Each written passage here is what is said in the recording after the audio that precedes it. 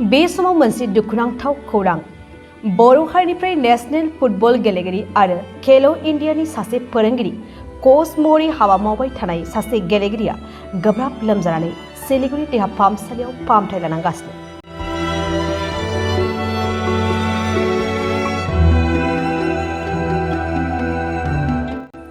क'क्राझार जिल्लानि सिङाव थानाय बनरगाव खाग्राबारि गामिनि सहेन नार्जारी आरो अन्जना नार्जारीनि फिसाज्ला मुसुखा नार्जारीया दायो गोब्राब बेरामाव गोग्लैना दुखु दाहाजों भुगिनांनानै सिलिगुरि देहा फाहामसालियाव फाहामथाय लानांगासिनो दं। बिथाङा सासे नेशनेल फुटबल गेलेगिरिजों लोगोसे खेलो इन्डियानि सासे फोरोंगिरि कच महरै हाबा मावगासिनो दंमोन। नाथाय दा माखासे रांखावरिनि गोनांथि जानानै दं। बेनिखायनो गासै रायजो राजाफोरनिसिम जोनोमगिरि बिमाजों लोगोसे गामिनि बारग' गावबुराया दानि बिटिआर सरकारनि गाहाय मावफुं सोद्रोमा CM प्रमद बर'जों लोगोसे गासै रायजो राजाफोरनिसिम अनसुंथाइ बिहरदों। बबेखानि सुबुं अनसायगिरि गोसो गुदुं बिथांमोना मुसुखा नार्जारीनि एकाउन्ट नं 3323314047 IFSC SBI N 00001119 आव हरनो हागोन, नङाब्ला फन पेनि नं 8638069145 आव हरनो हागोन। लोमजानायाथ' एप्रिलनिफ्रायनो जादों। एप्रिल मासनिफ्राय नै लोमजायै ओमफ्राय क'क्राझाराव सिभिलाव लांग्रोदोंमोन। ओमफ्राय लांनानै बाहायबो जायासै, बङाइगाव लांबाय, बङाइगावबो जायासै। ओमफ्राय सिलिगुरि लांनाय जादों आरो सिलिगुरियाव लांनानै ओमफ्राय हामनानै फैबायमोन। ओमफ्राय दाथ' बिराद सिरियास जाफिननानै दं आरो दा बेनि थाखायनो आङो रां रुफाबो गैला, जेबो न'खरावबो जेबो माबाबो गैला, थाखा फैसा गरसेबो गैला। बेनि थाखाय आङो सारमोननाव बा बिटिआरनि सरकारफोरनाव अनसुंथाइ लुगैदोंमोन आरोखि आङो फिसानि थाखाय। नोंसोरबो सारमोनहाबो मिथिखागौ आंनि फिसाखौ माबायदि मानसि, जेनेबा इन्टारनेसनेल गेलेग्रा मानसि। दा बेनि थाखायनो आङो अनजानो लुगैदों आरोखि एसेबाबो सारमोन। ओरैनो बहाबा खेला गेलेयोमोन नामा बिलाय? गेलेनायाथ' गेलेयो, औ। आरो दा दतमायाव फोरोङो, दा कचिं फोरोंबाय थायो। बेथन एसे मोनोमोन, दा बेथनाबो हाबाखै। बेनि थाखायनो बिराद खस्थ' जाबाय आरो रां रुफा गैला, फाहामनो हाला, गोजानावबो लांनो हाला जाबाय।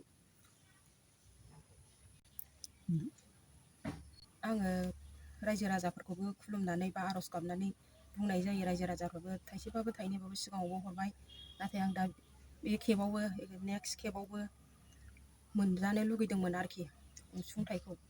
सिगाङावबो अनसुंथाइ हरखांबायमोन नामा? सिगाङावबो हरदों हरनाया, होमबाबो थोआखिसै। दाथ' जाफिननाय जाबाय नालाय, दा बेनि थाखाय आं रायजो राजाफोरखौबो अनसुंथाइखौ मोनफिनजानो लुगैदों आरोखि आं रायजो राजाफोरनिफ्रायबो। आरो स्पर्टस एस'सियेसननि सायाव मा बुंनो सानो? मानसिफोराबोथ' सिगाङावबो हरदों हरनाया, माने ओमफ्राय दिनैसिम बिसोरबो बारा खबरखौनो लाफिनाखिसै, हामबाय नंनानै थादोंनो। ओमफ्राय बिसोरखौबो एसे अनोबा माबा जानो लुगैदों आरोखि आं, एसे नायजानो लुगैदों आङो फिसानि थाखाय। ओरैनो मानसिया अबेबा क्लाबफ्राव थायोमोन नामा? थानायाथ' सिगाङाव बारहुंखायाव थादों, ओमफ्राय बेनिफ्राय नेक्स्टआव माबायाव थादों आरो उदालगुरियाव दैमालुआव, दैमालु क्लाबाव थादों। ओमफ्राय दा बेनिफ्राय बियो दा कचिं फोरोंबाय आरो दतमायाव गथ'फोरखौ। मानि कचिं होगासिनो दं? होनजोबनो रोंलायलाङा, गथ'फोरखौ फोरोङो आरो फुटबल, हिनजावसा आरो हौवासा। गिबियावनो आङो खाग्राबारि गामिनि जानानै नैबे सहेन नार्जारीनि न'खराव फैदों। बिथांनि फिसाला गोब्राब लोमजानानै थानायाव दा गिबिनो आङो बे खौरांखौ हरनायनि गिबिनो खौरांगिरि बिथांमोननि गासिबो मिडियानि मावथि बिथांमोननो आंनि अननाय सिबिनाय गाहाम हामलायनायखौ जासिग्रोबाय। दा बे न'खराव सहेन नार्जारीनि न'खराव फिसाला गोबां समनिफ्रायनो गोबाव सम लोमजादोंमोन। बेनिफ्राय लोमजानानै खेबसेयाव एसे एनै माबानानै सिकित्सा खालामनानै हामबायमोन, खिन्थु दा नैथि खेबनि थाखाय एकदम गोब्राब मोनसे थासारियाव बिथाङा दा सिकित्साधीन जानानै दङ। दा बिथांखौ एसे रांखावरि गैयिनि थाखाय न'खराबो गोरिबनि थाखाय एकदम बिराद उसुबिदायाव गोग्लैबाय। दा अननानै जाहाथे जोंनि बिटिआर सरखार आरो लोगोसे जोंनि बर' गेदेमा बिथां मोनहा एसे बिथांखौ अननानै जाहाथे अनसुंथाइ हरोब्ला खोब गाहाम जागौ होननानै आङो गामि गोरा जानानै खावलायहरदों। मानो होनबा बिथाङा सासे गेलेगिरिमोन, बेयो नेसनेल प्लेयारमोनबो आरो गुबुन गुबुन बिथिङाव बिथाङा गेलेबोदों। गेलेबोनानै बिथाङा देरहासारबो जाबोदों आरो मोनसे समाव बेयो गामि गावदार बा आनसलिकनि सिङाव थानाय गथ'फोरखौबो कचिं होनानै मोनसे डेभेलपमेन्ट खालामबोदोंमोन। दा बेवहाय जोंहा एकदम माने गोबां खहा बादि जों मोनदों। दा बिथांनि जिउआ जाहाथे मोजाङै मोजां बिथाङा हामफिनो, रिकभारि जाफिनो, बेखौनो आङो गामिनि जानानै इसोरनि खाथियावबो आर'ज गाबबाय।